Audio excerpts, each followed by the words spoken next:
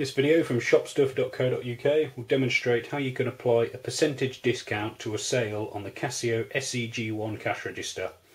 Firstly, as with all sales transactions, make sure you're in the reg position. Then enter your sale as normal.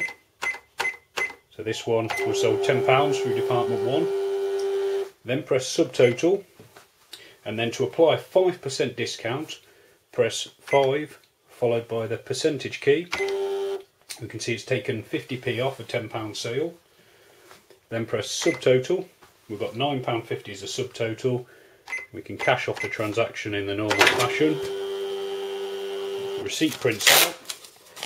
We take a closer look at the receipt. We can see £10 through Department 1 with a 5% discount of 50p, and that's all recorded on the receipt. For more information on the SE-G1 cash register, please visit shopstuff.co.uk.